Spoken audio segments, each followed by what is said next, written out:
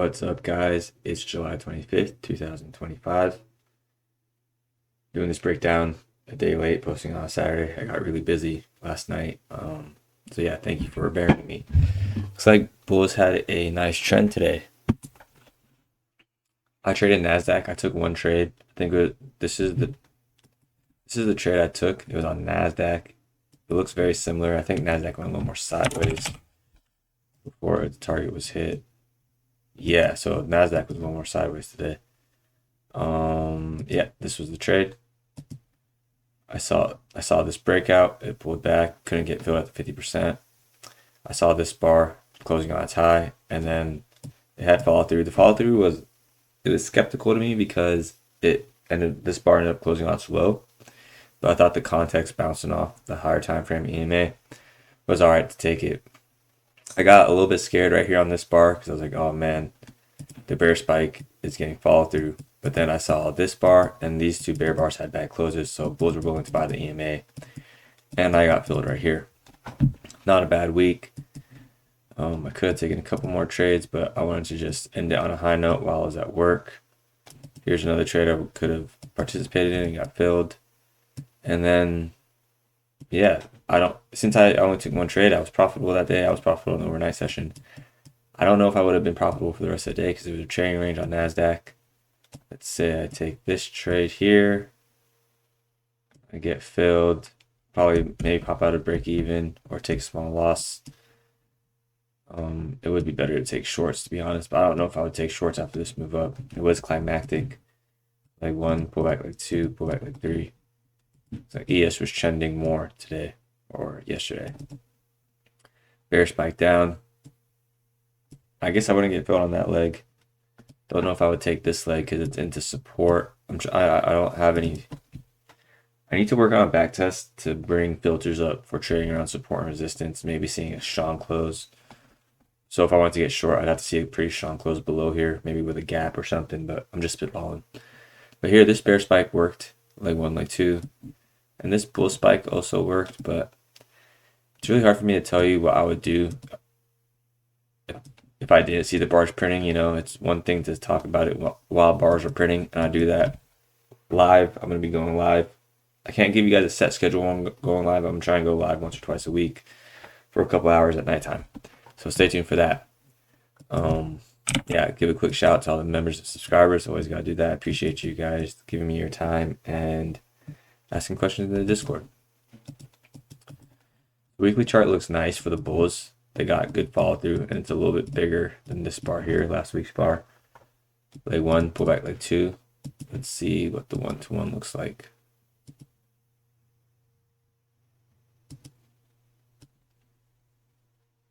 That's the pullback. 1-to-1's all the way up here. You know, anything could happen. I'm not going to say that's anything could happen. That would be the first bull target, is a 1-to-1 of this leg. In the overall context, though, leg 1, pull back leg 2, pull back leg 3, maybe pull back leg 4. Or after the third leg, we're in a trading range. So then we're breaking out and the leg count's restarting. Leg 1 breaks out with a gap right around the resistance of this bar, pulls back, touches the EMA, and rallies. A couple ways to count it. What's important to note is that, you know, bulls have a gap here, bears are getting trapped, and they weren't able to get out break even. Here's a closer look at that of this same leg 1, leg 2. This is the daily chart. Leg 1, pull back leg 2. I really like this pullback because it went more sideways than down. As soon as it came into support, it rallied for that breakout. And it's a 3-legged pullback. So leg 1, pull back leg 2, pull back leg 3. That's a wedge bottom. So the best the bears can do is get a trading range. That's what they got. And then bull in the box analogy, bulls got the breakout again. I don't use this to make any trades. I just like getting an idea. So we're about roughly, what is that, 184 points away from the EMA the last time I started to pull back. Still has some space to go before we get that same pullback. If bulls pull back before we get there, this is like early Al Brooks. It's in his course where he talks about measuring the breakouts, something of this nature. So we can go like this, so we measure this breakout from here to here. Okay, this was 200. And then this is all the information we have. So at this point in time, we can measure this breakout. So if the market starts to turn around, we know this breakout was stronger than this breakout. If this breakout goes past 200 points, then this second leg is stronger than that leg. I don't use that to make any trade entries or blah blah blahs. I just kind of like to have a general overall idea. That's as far as I'm going to go with using that. So something you guys can think about in measuring the strength of a breakout. All right, I'm going to take a quick sip of my coffee. I'm going to mute the mic and let's do this.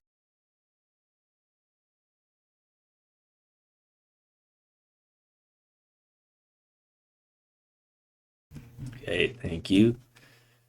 Bar 1 has a sell-off. It has a tail and then rallies. So bears tried to get short here and now they're trapped. Bar 2's fall through, but there is a look. The bears that get short here can short the high of bar 1. They get out at break 2 and that causes a second leg. Excuse me, did I say break 2? What the hell? So the bears that get short here, short the high of bar 1.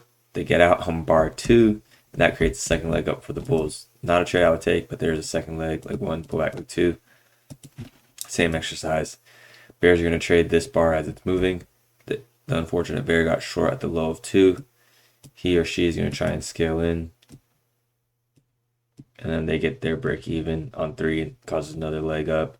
Rinse and repeat. So all these bears are able to get out break even. So at this point in time, not the strongest bull trend. And you can see that they actually make money 6 and 7. The bulls that buy the highs up here are willing to buy more. Look, the bull that bought here can buy more on 6, gets out break even on 7. Bears get a leg 1, leg 2. They actually get 3 legs down, but leg 1, pull back leg 2. So you guys see how spotting these trap traders at extremes can give us trades. This is not something I would trade because I'm trying not to trade the first 30 minutes. If the overnight session looks good, I will trade into bar 1, bar 2. But for this moment in time, I didn't trade. I wouldn't have traded this because it's not my setup, but doesn't mean we can't read context.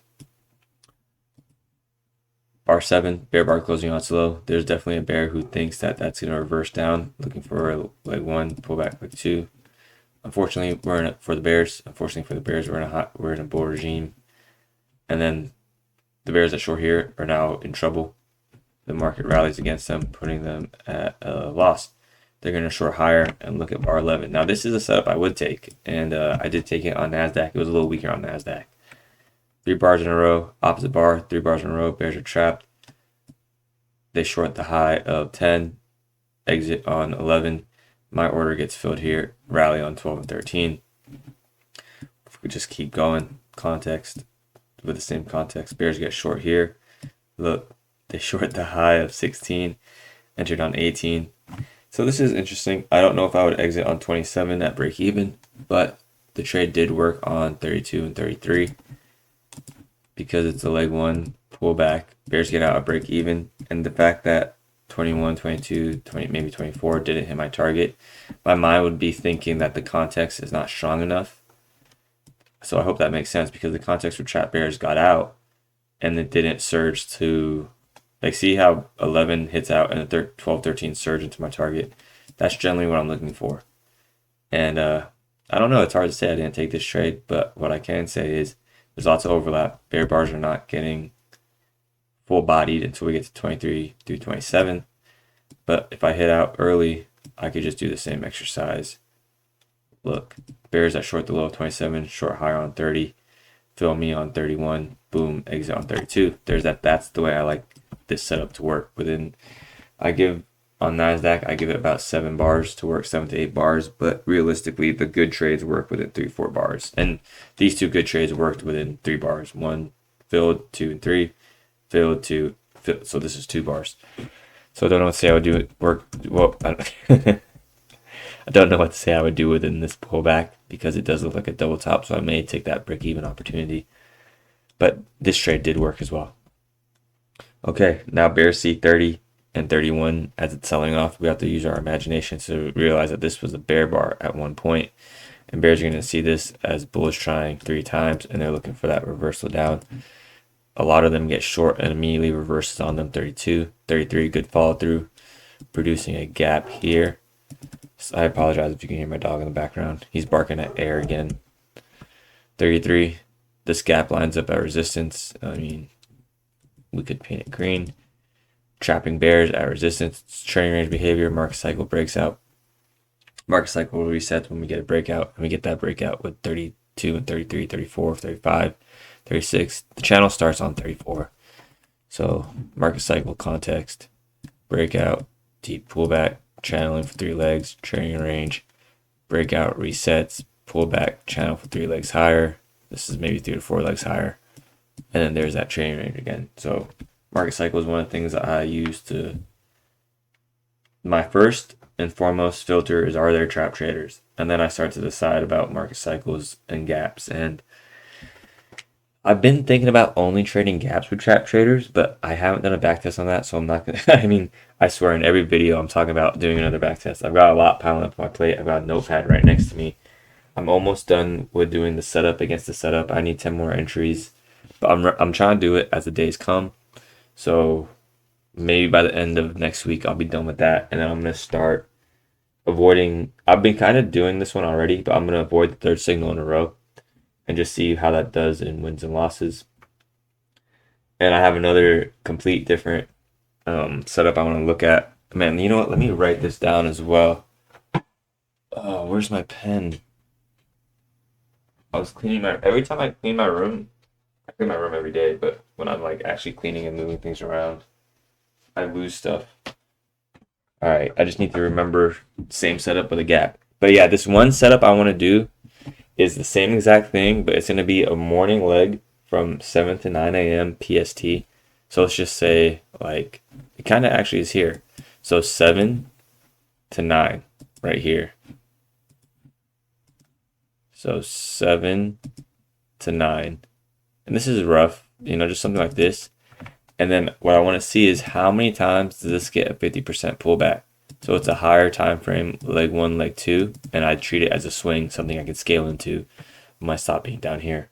That's the last one, because that's kind of, I'm doing this one because if I'm at work, I want to be able to check like at 9 o'clock, like, oh, look, there's that 7 to 9 a.m. leg.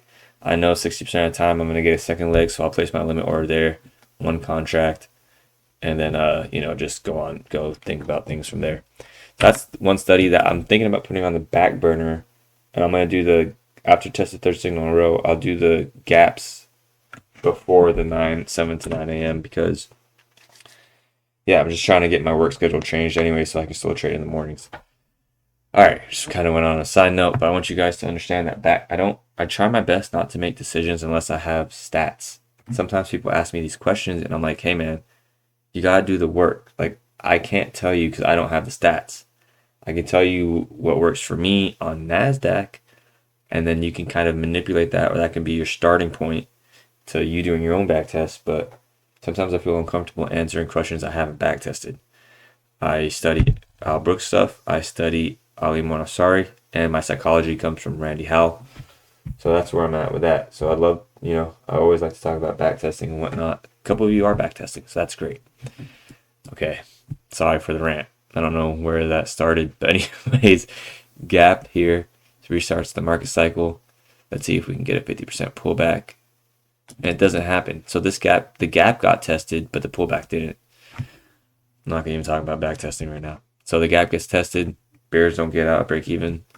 So bears short here, they short higher, they don't get out break even, but they can avoid a big loss, and they buy back shorts quickly. 37 is a good reversal bar. You can take that from 1 to 1. Again, not a trade I would take, but I know some people like to buy the close. They prefer to buy the close, so that might be an acceptable trade to buy the close. It's the breakout, pullback, and now you're in that second leg. Get 1 to 1 on 45 and it sells off. This is a trade I might take. 39 to the high, 45. And although this is multiple legs higher, leg 1, pullback leg 2, on a higher time frame, that's just one leg. So let me get this. So it'll look like this. Bears are getting trapped on these tails. Some are getting out of break even. Short here. Then they take the opportunity to short 45, hoping it's a climax. They get out at 44 when they don't get good follow through. Tail on 47, so they have some time to make a little bit of money. Now we know we're in trading range because of the market cycle. Third leg, and bears had a chance to make money on 46 and 47. 47 sells off and reverses, follow through 48, 49. three bull bars in a row that have a gap, and I do think this 50% gets tested here. So look, there it is. Bears that see 46 and 47 short. They're trapped. They're going to short higher. They get filled on 55. Exit on 56 and 57. See, the nice trades take about 2-3 bars to work. This was a good one, 2 bars. This was a good one, 2 bars. Don't get filled here. This one actually also was 2-3 bars. Hold on. See, 2-3 bars, good. 2-3 bars, good. That's why I said I think I may have exited early on this trading range.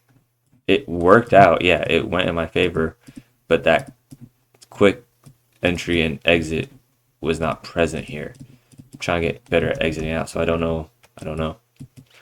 That brings me to another thing. Is I was talking to some of y'all about re-entry packages, and I was watching the re-entry package with Quant Systems, and how having a re-entry package for something like this is really important. So let's say that I do this, I get out, maybe it took below my entry on 27, then I see 28 close, and I re-enter right on 28 and go for my original target. The RR skewed, yeah. However, I'm still capturing a winning trade. I just wasn't willing to sit through the entire pullback. So I don't know, haven't back tested it yet. Anyways, we're definitely in that third leg now. Leg 1, pullback leg 2, pullback leg 3. And then we get sideways behavior for the rest of the day. I'm going to try and speed this up a little bit. Bears short here. They short more higher. This is not a trade. This is not a leg. I might take this leg because 57 is closing on its high. 2 bull bars in a row. I might take that trade. Build on 60. Exit on 64. Maybe I reduce my position a little bit because we're in that trading range behavior, but bulls have momentum. And then there's 3 bear bars right here. 64, 65, 66. 3 bear bars in a row, so I don't think a second leg down, except 72 would stop me out. Not a trade I'm willing to take because it's against the regime after a bull trend day. 72 would stop me out, but it's a small trade, so if you were to do a bigger stop up here, you wouldn't make it because now the probabilities for you hitting your target have increased, but you're also paying for that by increasing your risk. So again, negative RR, not a trade I would take. Bear sell off 71, 72, 73. Quick pullback 74. This one's all right. I want to take it because it's late in the day, but now we know we're in a trading range. We know bears have made money. Bulls buy the high of 71. They buy the EMA. They get out on 74, and there's that dynamic 75, 76. Targets hit, sells off 77, blah blah blah, 78, 79, 81, 80, 81. So yeah. That's kind of the breakdown. Appreciate you guys waiting until Saturday to hear this. I got some cool. I'm going to be working on my automated system this week because my hours are changing next week. And then I'll let you guys know what's going on with my work schedule because kind of cool things are going on with that. So my goal this weekend is to get that thing automated. And then I got to do some more Randy Howe homework. And yeah, if I could knock those 2 things out this weekend, that's a productive weekend. I'm a little bad. You know what? I got to edit members video and post it tomorrow. I just posted a members breakdown video. Check that out if you guys are interested. Yeah, you guys have a good one.